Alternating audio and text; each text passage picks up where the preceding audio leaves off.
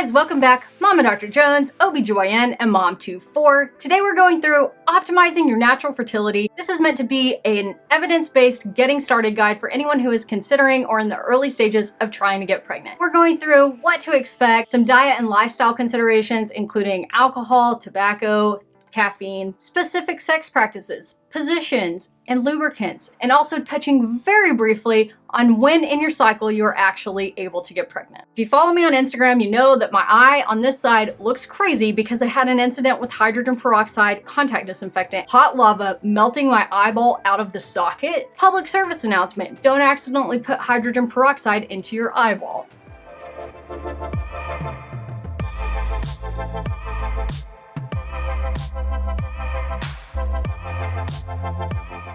As always, this is meant to be evidence-based information for you, but it is not meant to be specific medical advice for you. Before trying to get pregnant, I would highly encourage all of you to make a preconception visit with your doctor and talk to them about your health history and underlying health conditions, as well as any advice that they have on trying to conceive. It can be normal to try for up to 12 months before pregnancy happens, but about 80% of people will be pregnant in the first 6 months. So when do you make an appointment and come in and see me? As long as you are young, healthy, and relatively normal cycles, then you can try for about a year and that should be fine. If those things don't apply, then come in sooner. If you're not having regular cycles, if you're over the age of 35, or if you have any underlying health conditions that make us think that you may have trouble getting pregnant. I also encourage patients to use the first 6 months to try rather spontaneously. Don't get too wrapped up in cycle charting and ovulation prediction and things like this in the first 6 months. If you've been trying for 6 months and it hasn't happened and you want to make an appointment and come in, talk about how to track your cycles, how to identify ovulation, when your fertile window is, things like that, great. But just know,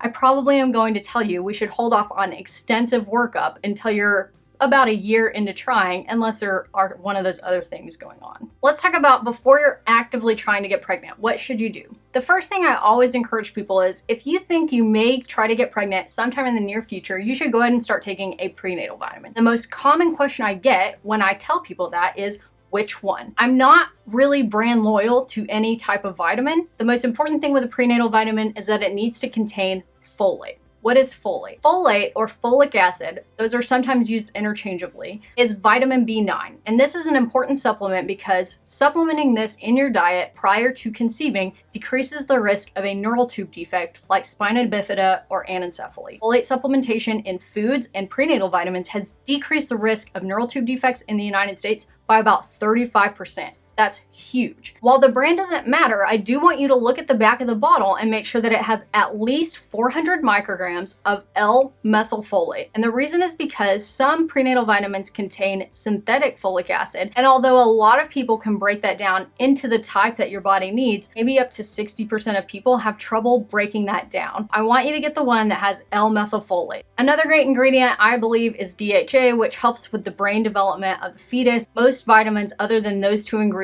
are pretty similar. Some people get really nauseous taking prenatal vitamins. If you're one of those people, sometimes taking the iron out of that will help. If you get a prenatal vitamin that doesn't have iron in it, which is usually the gummy prenatal vitamins, that's fine unless we find on your prenatal labs you're anemic, and then we'll have to add the iron back in. If you can tolerate a prenatal vitamin that has iron in it, that's great too. Second thing that's really good if you are thinking about trying to get pregnant but you're not quite ready to start trying yet is to optimize your weight and diet. This doesn't mean you have to be at a perfect weight before you're allowed to start trying to get pregnant. We do know that people who are underweight and people who are obese both have trouble conceiving at higher rates. So if you have time before you're ready to actively start trying to conceive to optimize your weight, that's a great time to do it. The more you can do to get into a healthy routine for diet, exercise, and weight prior to getting pregnant, the better off you're going to be both for trying to conceive and for having a healthy pregnancy. I want to reiterate, this does not mean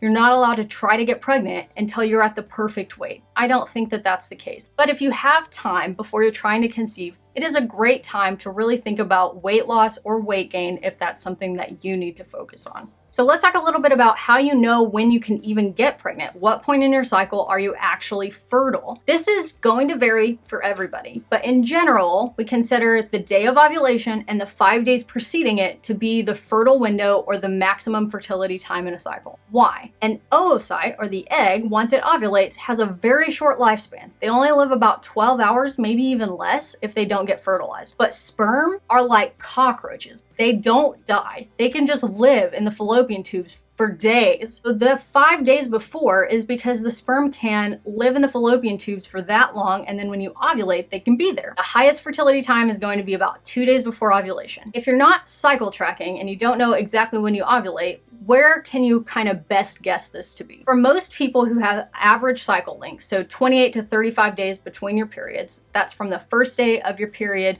to the next first day of your period, is about 28 to 35 days. Starting to have sex every day or every other day, and we'll talk about that in a minute as well, the day your period ends, and continuing that for about 10 to 12 days usually will land you somewhere in that fertile window. That's not specific, but for most people who are kind of at the beginning stages of trying to get pregnant, that's kind of a good timeline to follow. What is the best position to optimize your chances of getting pregnant? There's not one. As long as you're having consensual intercourse that involves penis and vagina, your chances of pregnancy are the same regardless of position. Should you lay with your legs in the air after sex to increase the chances that the sperm get to the egg? No. Sperm can be found in the cervical canal within seconds of ejaculation and can be found in the fallopian tubes within minutes. Position of you or your legs after intercourse doesn't change that at all. How often should you be having sex? This is one of the most common things I hear told to people incorrectly. That's that you have to do every other day or the sperm counts decrease. That's not really science-based, and actually we see increasing chances of conception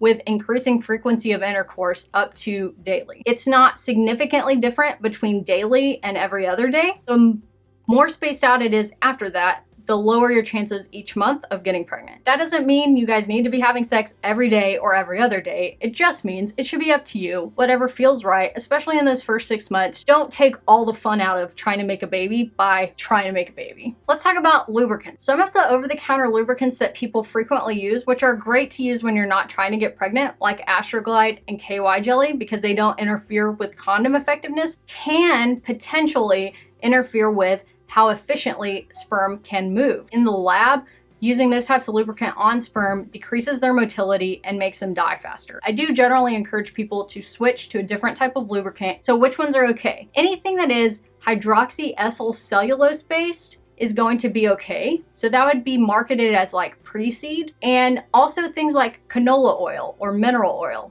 are just fine. These lubricants are not fine if you're trying to avoid pregnancy because they do decrease effectiveness of condoms. So don't use canola oil or mineral oil with your condom. But if you're trying to get pregnant, those are probably better than things like Astroglide and KY jelly. They're sperm friendly.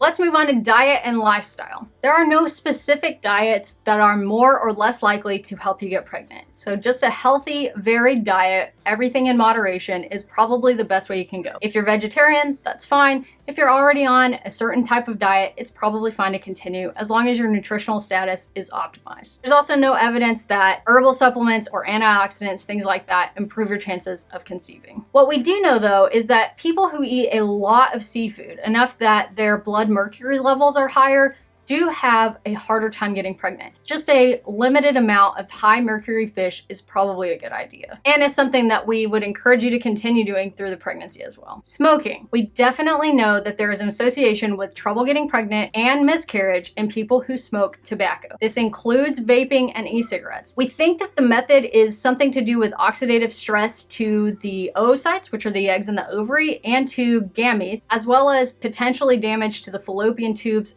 or maybe even cervical mucus. We definitely see an association between people who smoke and how much they smoke and their risk of infertility and their risk of miscarriage. If you're currently smoking, I would highly encourage you to cut back and work on quitting prior to trying to get pregnant. Alcohol. This is a confusing one because you always hear people say that it's bad when you're trying to get pregnant to drink alcohol. The studies aren't really there to strongly support that. It seems like alcohol in moderation, meaning 1 or 2 drinks a day or less, is not associated with an increased risk of difficulty getting pregnant. After that missed period, after that positive pregnancy test, you definitely shouldn't continue to drink. But before you're pregnant, when you're just trying to conceive, it's probably not overtly harmful to continue having an occasional drink during that time. What about caffeine? We know that caffeine in high amounts is associated with trouble getting pregnant. High amounts would be like over 5 cups of coffee a day. We also know that caffeine over 250 milligrams a day is associated with an increased risk of miscarriage. So I encourage all of my patients, if you're trying to get pregnant, and especially if you're already pregnant, to cut back to only a moderate amount of caffeine. 1 or 2 cups of coffee a day should be totally fine, but try not to do a lot more than that. I hope this was helpful, guys. If you have any questions, leave them down below. If you haven't watched last week's video about PCOS, you can watch it right over here. And don't forget to come back next Monday for a new video. Be kind to yourself, to each other, to me. In the comments, be kind, and I will see you next time.